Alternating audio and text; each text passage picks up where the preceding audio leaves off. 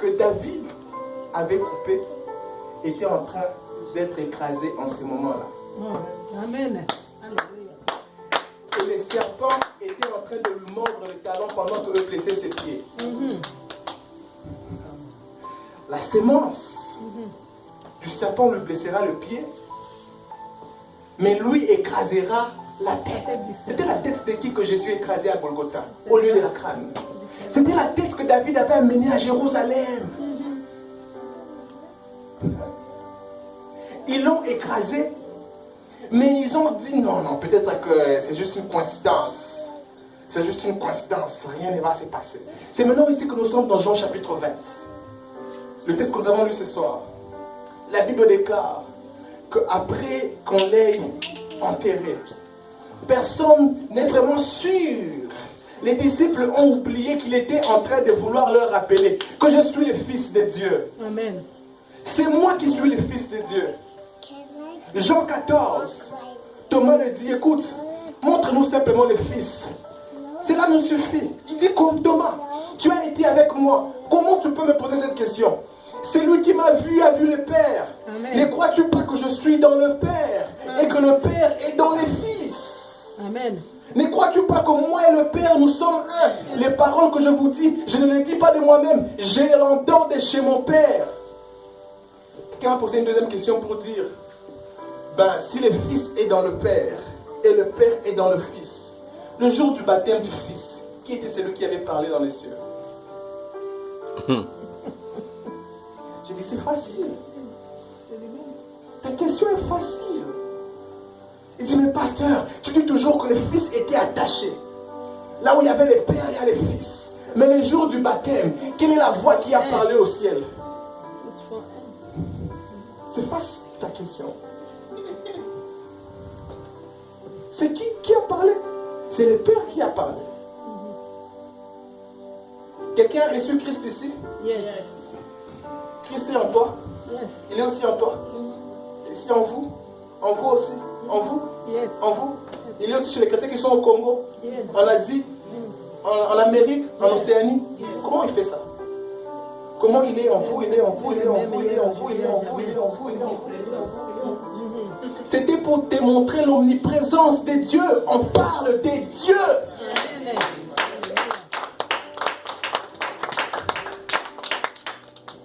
Et c'était pour démontrer encore à quoi va ressembler l'image de ceux qui naissent de la parole.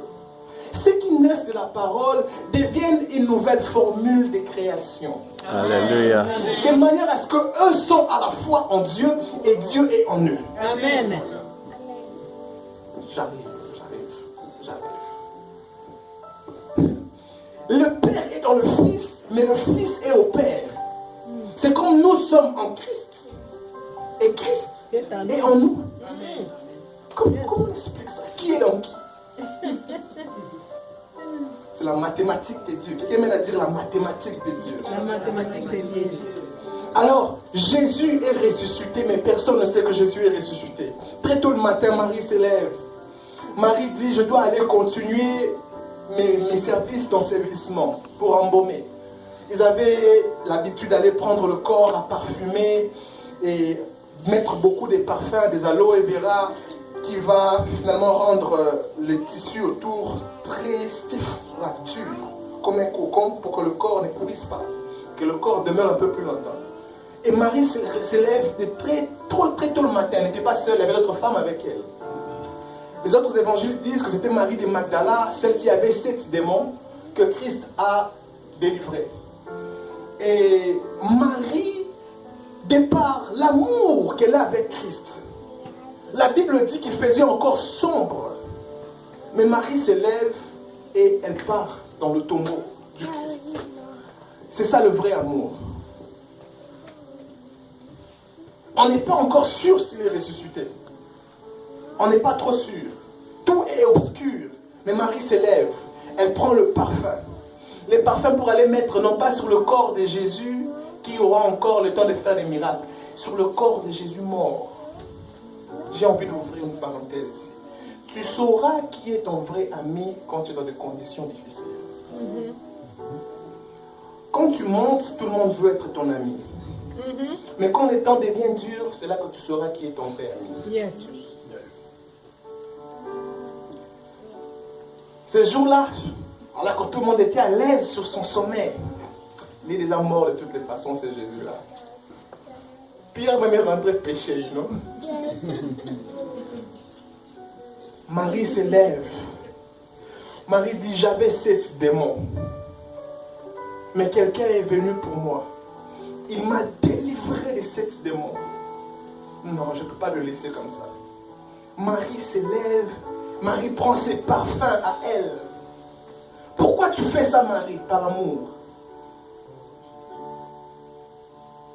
Les personnes qui n'ont pas rencontré Christ par amour ont tendance à abandonner Christ quand ils ont tout ce qu'ils pensaient avoir. Qu'est-ce qui t'a poussé vers Christ? Il y a des gens qui pensent que Christ va bénir. Quel évangile tu vas mener à Bill Gates? Quel évangile tu vas mener à Bill Gates? Arrêtons ces choses. Il est possible d'aimer Christ, non pas parce qu'il peut nous donner quelque chose. Je l'aime parce qu'il m'a aimé. Amen. Et ça finit, c'est fini. Ça s'arrête là. Ça suffit. C'est ça l'évangile.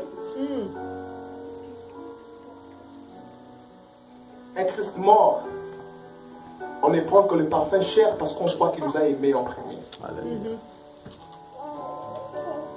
Pourquoi l'Église veut que nous présentions une fausse évangile? Pourquoi? Ainsi, on développe des enfants de Dieu cupides. Plus on prophétise sur vous, plus vous vous appauvrissez. Et plus vous vous abrutissez. Les valeurs disparaissent. La clarté d'esprit disparaît. On a comme l'impression que les chrétiens sont les plus abrutis maintenant. C'est pas dans cette famille ici. Tout est question d'échange. Tu veux l'onction, donne une offrande de... Tout est devenu basé sur le nombre de vues et une somme d'argent. C'est le monde actuel. La visibilité. Et ça.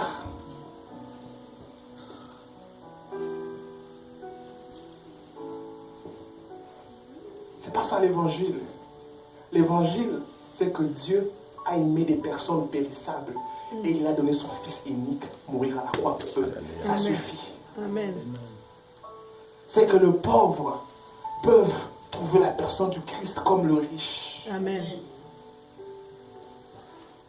C'est que les pécheurs ne sont pas obligés d'aller en enfer. Ils peuvent rencontrer l'amour véritable. Amen. Cet amour va changer leur vie. Amen. Amen. Quand tu aimes Christ, il peut arriver que tu trébuches. Mais l'amour du Christ va te recadrer. Amen. Je suis jeune. J'ai vécu très longtemps loin de mes parents ou en Ukraine. Là, c'était Sodome et Gomorrhe même.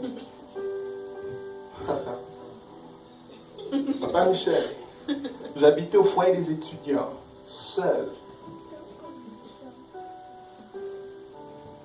Dieu m'a fait grâce et qu'il m'a offert une voiture dans le temps. J'étais le seul étudiant noir à avoir une voiture dans toute l'université. Vous pouvez imaginer les regards. Il y a des gens qui te font des gentillesses, tu ne comprends pas pourquoi. Tu pars où? Je m'arrête ici. Est-ce que je peux venir? Non. C'est là que tu sauras si tu aimes vraiment Dieu.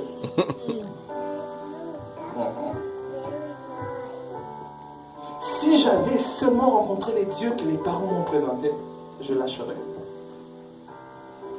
J'arrivais moi-même, je regarde, je dis, je peux faire ça vite fait, you know? Un coup, une flamme. Et personne ne saura. Je regarde à gauche, je t'alakoute, et ça passe. Mais l'amour que j'ai pour Dieu, j'aime Dieu.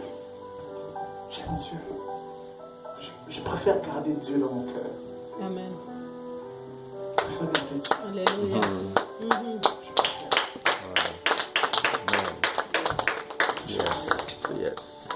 Jusqu'au point dans mon université, certains disaient que j'étais homosexuel. Je n'ai pas les filles.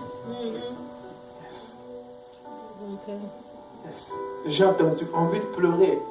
On dit, hey, vous savez pas, lui il n'aime pas les filles. So, en russe on dit on tavo. Donc, he's not straight. So, il est. Et moi, comme j'ai l'habitude de faire les câlins aux gens, j'ai vu un frère de l'église à l'université. J'ai dit, oh frère, il avait les muscles. J'ai dit, oh frère, comment tu vas? Je l'ai fait câlin. On dit, vous voyez? Et puis quand toutes les filles me regardaient à l'université. Et puis je souris toujours. Quand je suis hors d'eux, je souris. Mais ce cas ici il n'est pas droit. Et puis je vois les filles commencer à être très filles avec moi. Hey, ça va? Hey, ça va? Et puis un jour, un voisin de chambre vient me dire, tu connais telle personne? Je dis oui. Mais ce qu'elle m'a dit sur toi, ça m'a fait mal. Je dis quoi? Oh, elle m'a dit, toi tu es tavo. Je dis, je suis quoi? Tu es homo. Homo quoi? Homo bleu ou bien? J'ai eu mal au cœur. Seigneur. Moi, l'enfant de maman Fifi. Le papa Macaire. Moi qui étudie au collège Saint-Théophile. Non, je vais prouver à cette fille ici que je ne suis pas homo. Au point où je commence à mettre les démarches en jeu. J'entends dans mon cœur, je me dis, tu veux vraiment aller jusque-là? Vraiment, tu veux. Aujourd'hui, la fille là est mariée. Elle fait partie des personnes qui me respectent les plus. Amen. Yeah. Tu veux vraiment aller jusque-là?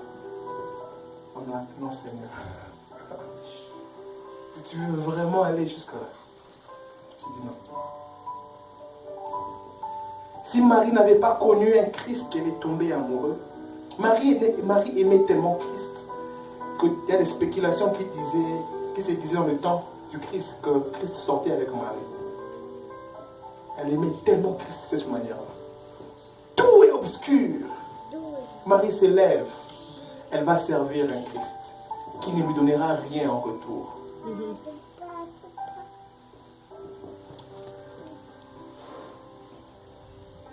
Pourquoi vous aimez le Seigneur? Cette église, nous verrons beaucoup de gens venir seulement parce qu'on aura l'écran ici. Parce qu'on aura la climatisation ici. Parce qu'on aura une grande chorale ici. Maintenant, certaines personnes ne viendront pas. Parce qu'ils aiment paraître. Qu'on aura des caméras ici. Qui ont commencé à voler ici. Qu'on aura des docteurs ici. Un pilote va s'asseoir à côté de Papa Michel là-bas. On aura des premiers ministres qui vont venir en veste bien taillée. Et puis son garde du corps jusque derrière. Genre, qu'on fait l'église avec des ministres qui partent avant de tenter notre chance. Toujours des gens comme ça. Mais maintenant là, aucun intérêt leur poussera à chercher Christ.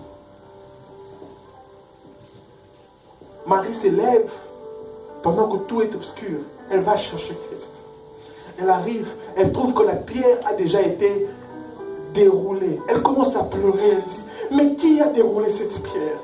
Qui a fait ça? Qui a pris le corps de mon maître? Remettez le corps. Elle pleurait.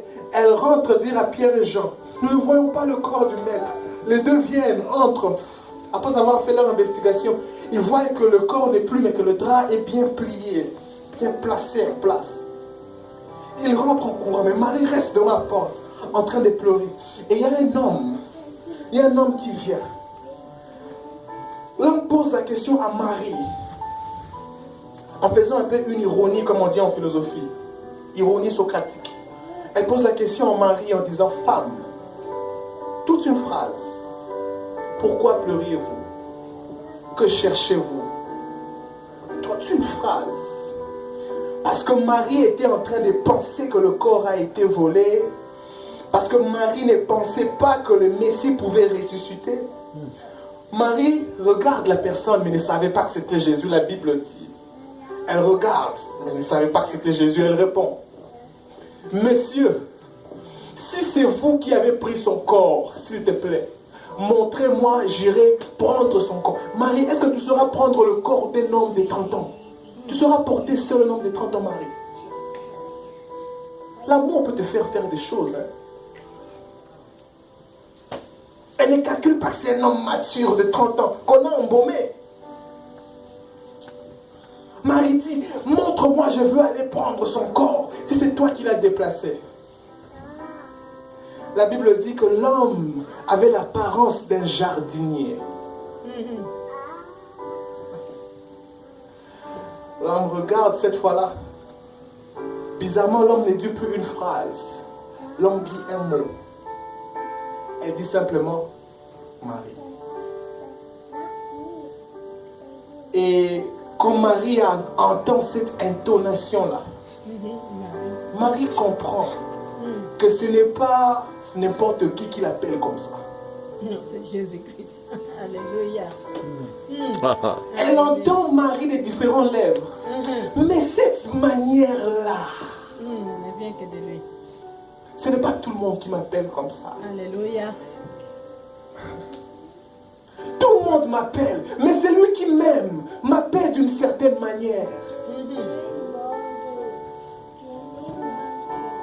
Jésus a voulu dire une phrase. Marie n'a pas compris. Marie. Marie entend un mot. Elle s'écrie Rabouni. Maître. Quelquefois, les paroles les plus puissantes que Dieu te diront ne seront que des mots. Amen. Reste. Viens. Va. Pardonne. Oublie. La prédication la plus puissante que Dieu te dira quelquefois de toute ta vie sera seulement qu'un mot. Marie entend. Marie dit, Maître, c'est toi. Et le rabbi lui dit, oui, ne te rappelles pas-tu ce que les Écritures disaient? Que le Fils de l'homme devrait se ressusciter, devrait ressusciter. Vas-y. Il dit, annonce à mes frères, non pas à mes disciples, annonce à mes frères. Dites-leur que mon Dieu, je vais vers mon Dieu et votre Dieu, vers mon Père et votre Père. Va dire à mes frères. Amen. Et lorsqu'il est dit tout ça là, il est dit en ayant l'apparence du jardinier. Vous savez pourquoi il avait l'apparence du jardinier? Parce que tout avait commencé dans le jardin. Amen. Maintenant que tout est fini, il est venu pour nous retourner au jardin. Amen. Il est venu à l'apparence du jardinier. Amen. Il dit, le premier Adam nous a sortis du jardin. Le deuxième Adam ressuscité est venu pour nous retourner dans le jardin. Amen. Le jardin voulait dire la présence. The presence. Il est apparu sous la forme du jardinier et il dit, va dire à mes frères, parce que de lors qu'il est mort et ressuscité, tout celui qui croit en lui reconnaît dans son esprit ce qu'on appelle une nouvelle naissance. Amen. Et lorsque vous naissez de cette manière-là, dès à présent vous cessez de devenir sous la généalogie d'Adam. My God! Yes. Comment est-ce que Adam avait été créé? La Bible déclare, aïe aïe aïe aïe aïe aïe, Dieu créa l'homme de la poussière de la terre. Mais lorsque Dieu maudit les serpents, Dieu lui dit, tu te nourriras de quoi? De la poussière. Donc de qui? De l'homme. De la terre. De la sémence adamique. C'est comme ça que c'est facile pour les sorciers de manger les hommes ordinaires. Ils sont la nourriture du serpent. Oh, Simon, le diable t'a réclamé. On réclame que c'est qui t'appartient. Il t'a réclamé pour te manger comme du froment. Mais j'ai prié pour toi. Amen. Il n'a pas réclamé Pierre, il a réclamé Simon. Et maintenant, lorsqu'il revient sous la forme du second Adam, il revient pour commencer une nouvelle lignée de vie. C'est-à-dire que lorsqu'on croit en Christ, Amen. on quitte la lignée adamique Amen. Amen. du premier, Amen. on entre dans la lignée du second Adam. Amen. Les seconds Adam, rappelez-vous, il était à 100% Dieu et à 100% homme. C'est ce que nous sommes, comme nous donnons notre vie à Christ. Autant tu es 100% homme, tu as en toi à 100% la nature divine. Amen. Aïe, aïe, aïe, aïe, ça rentre pas, ça rentre pas. Ça rentre pas, je ne sens pas ça rentrer dans l'esprit de quelqu'un. Lorsque Dieu, maman, créa l'homme, il souffle dans l'homme. La Bible déclare, l'homme devint un être vivant. Alright? Quand l'homme pêche, quelque chose se passe. C'est que l'homme ne pêche pas, mais devient pécheur. Il prend la nature du péché. L'esprit de Dieu ne peut pas cohabiter avec le péché. Yeah. L'esprit de Dieu se retire de l'esprit de l'homme. Ainsi, vous verrez dans l'Ancien Testament, le Saint-Esprit venait dans l'homme pour agir et puis retourner. Mais nous qui avons reçu le Seigneur, qu'est-ce qui se passe? Le Saint-Esprit habite en nous. Amen. Non pas seulement le Saint-Esprit habite en nous, mais notre lignée a changé. Dès à présent, je n'ai plus besoin de savoir qu'est-ce qui se passe dans ta famille. Je n'ai plus besoin de savoir qui ne se marie pas dans ta famille. Je n'ai plus besoin de savoir comment les jeunes meurent à 38 ans. Tu n'es plus de cette lignée-là. Ça va plus loin jusqu'au point où le système sanguin de quelqu'un peut changer. Si tes parents ont eu de la diabète, il est possible que la diabète dans ton corps disparaisse. Amen. Il est possible parce que ton système sanguin a changé. Amen. 2 Corinthiens 5, 17. Si quelqu'un est en Christ, une nouvelle créature, non pas une nouvelle création, mais une nouvelle créature. Amen. Un nouveau type d'espèce. C'est-à-dire que lorsqu'on regarde en esprit comme ça, on dit ça c'est quoi? C'est qui? Il est hybride, il est mélangé. On le voit comme homme, mais quand on s'approche de lui, on voit tout près de lui le lion de la tribu de Judas. Amen. Alléluia.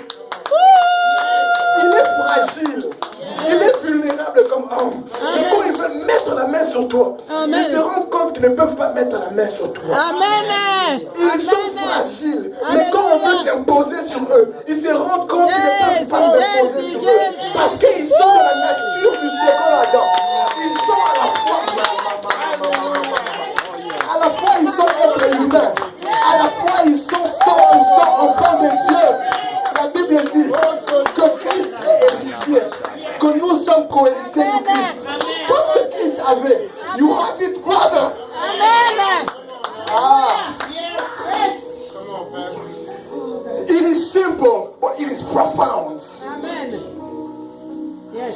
La vie que Christ avait, you have it in you. Amen. It is simple, but it is profound. Amen. Il est revenu au jardinier pour nous dire dès à présent, ceux qui ont été chassés du jardin peuvent retourner dans le jardin et sous une nouvelle lignée. Amen. Paul a compris, Paul l'appelle le second Adam.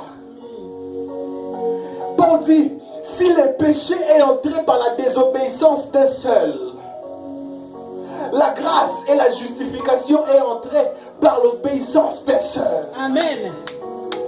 Le second Adam. Approchez-vous donc avec assurance du trône de la grâce. Amen.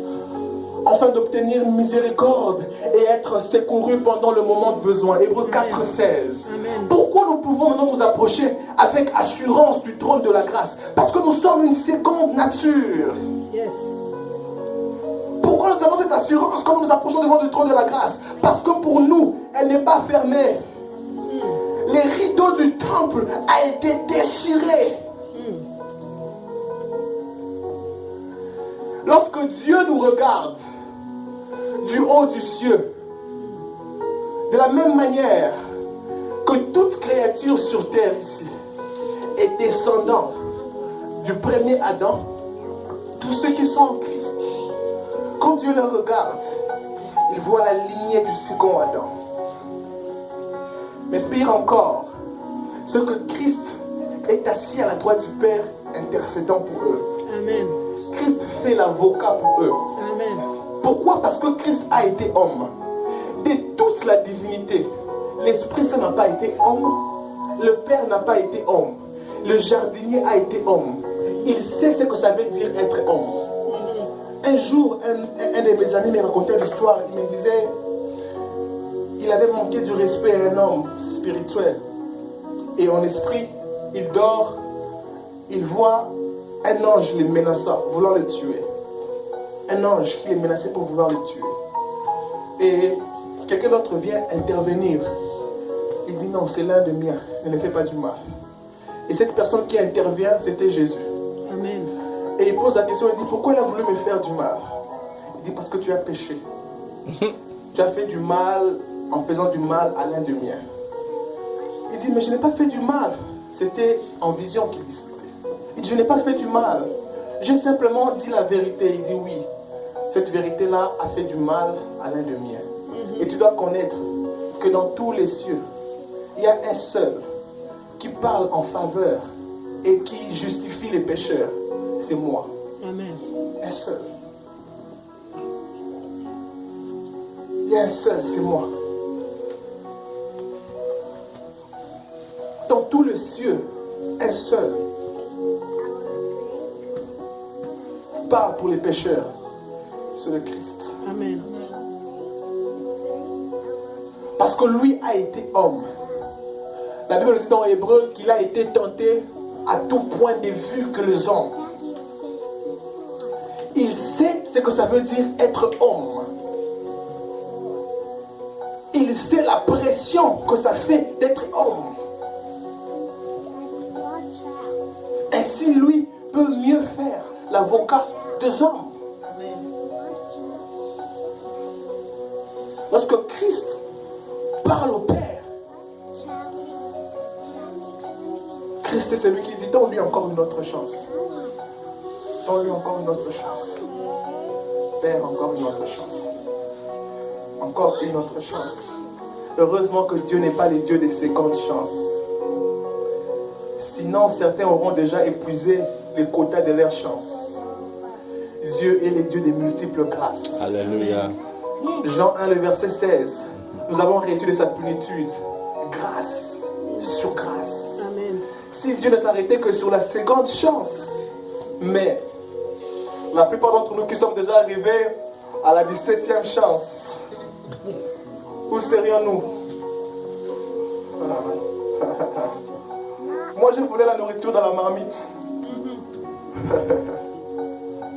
Et puis elle m'a demandé, je dis, ce n'est pas moi. Je dis, là, je dis, puis ici, où? Ce n'est pas moi. Et Dieu m'a pardonné. Il ne s'est pas arrêté à la seconde chance. Ceux qui croient en Christ rentrent dans la lignée du second Adam. Amen. Deviennent de nouvelles types de créatures qui n'ont jamais existé auparavant. Mais ils doivent le réaliser. C'est à cause de ça que nous enseignons in Christ. Ils doivent avoir cette conscience-là. Galates chapitre 4, le verset 1 dit, aussi longtemps qu'un héritier est encore un enfant, il ne se diffère en rien d'un esclave. Combien même qu'il soit la tutelle, l'autorité de toutes choses, on lui met encore sous des surveillants. Il faudrait grandir à la connaissance de l'héritage que l'on possède.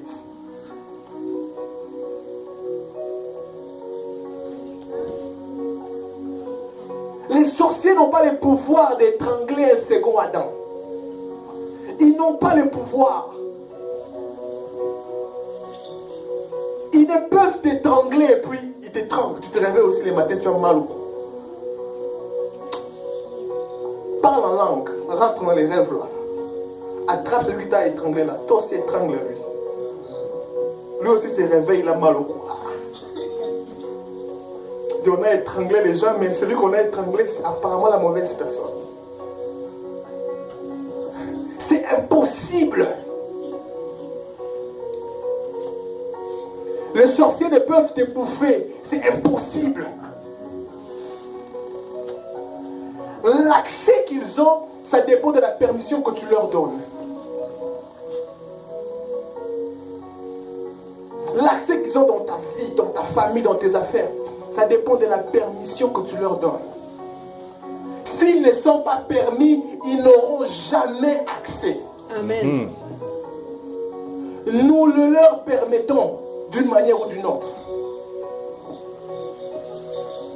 Le second Adam est une créature merveilleuse.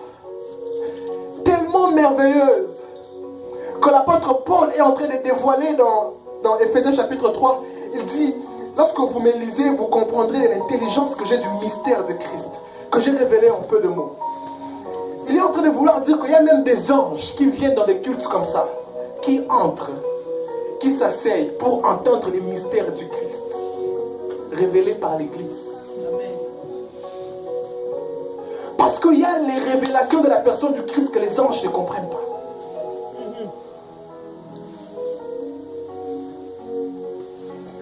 Un ange ne comprend pas certaines choses lorsqu'on parle de Dieu. Ne comprend pas. Qui est l'homme? Tu l'as fait d'assez moins faible que les anges. Mais regarde combien tu as investi dans l'homme. Les anges ne comprennent pas ces mystères. They don't understand that. Un ange ne comprend pas qu'un Dieu peut pardonner les péchés. Un ange ne comprend pas ça.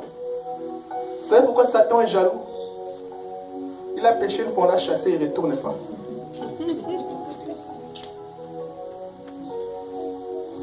Il ne retourne pas. Jamais il ne retourne pas. Les anges ne comprennent pas quand on dit Seigneur, tu es compatissant, lent à la colère, riche en bonté. Les anges disent, ah, ça veut dire quoi? C'est d'une position avantageuse que d'avoir donné sa vie à Christ. Vous n'êtes pas n'importe qui, frère. Vous êtes une nouvelle créature. Nous allons continuer la semaine passée pour voir maintenant qui est Christ. La semaine prochaine. Pour voir qui est Christ. Vous êtes une nouvelle créature, frère. Une nouvelle créature. Rappelez-vous que tout a été créé par elle. Rien de ce qui n'a été créé sans elle. Pourquoi j'ai l'habitude de parler? C'est parce que j'appelle en existence ce qui n'existe pas. C'est lui qui a vie au-dedans de moi. La Bible dit Christ en vous, l'espérance de la gloire. Pourquoi? Parce que tu peux choisir de créer ta propre vie. C'est lui qui a tout créé à vie. Habite au-dedans de toi. Amen. La parole habite au-dedans de toi. Amen. C'est elle qui a créé toutes choses. Travaille avec elle, tu peux créer toutes choses. Amen. Ce que je dis ici, c'est tellement très fort. Tellement très fort.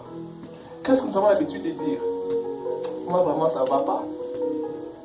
Je vais entendre quelqu'un dire, ce pays ici ne va jamais s'arranger. Ce pays ne va jamais s'arranger. Ça ne va plus s'arranger. Qu'est-ce que nous avons souvent l'habitude de dire? Nous ne savons pas que nous créons lorsque nous disons. Toi, vraiment, ta vie, c'est inutile. Non, pas toi. Nous créons. Les nouvelles créatures créées par la parole. La parole est une arme puissante. Puissante, la famille. Comment êtes-vous devenu une nouvelle créature? En parlant. En croyant de votre cœur et en confessant dans votre bouche. Vous l'êtes devenu. Amen. Les restes de la plupart des choses qui vont vous arriver dans la vie, vous devez apprendre à les dire. Amen. Amen. Oh, je n'ai pas peur de dire que les meilleurs avocats vont sortir de cette église. Les meilleurs médecins, les meilleurs pilotes, les meilleurs hommes d'affaires, les meilleurs politiciens. Nous allons le voir ici. Amen. Alléluia.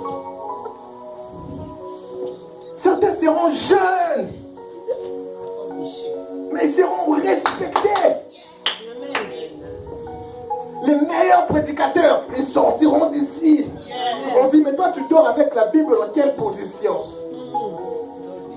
Ils sortiront d'ici. Les meilleurs musiciens, ils sortiront d'ici. Alléluia. Lorsque nous sommes nés de nouveau, nous sommes une créature spéciale. Moïse a aspiré de ses temps. Abraham a aspiré de ses temps. David a aspiré de ses temps. Christ disait, ce que vous voyez, les grands, les patriarches là, ont aspiré de ces temps. Nous vivons dans ces temps.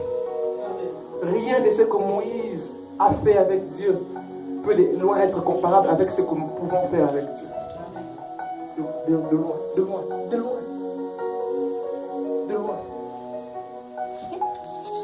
De loin.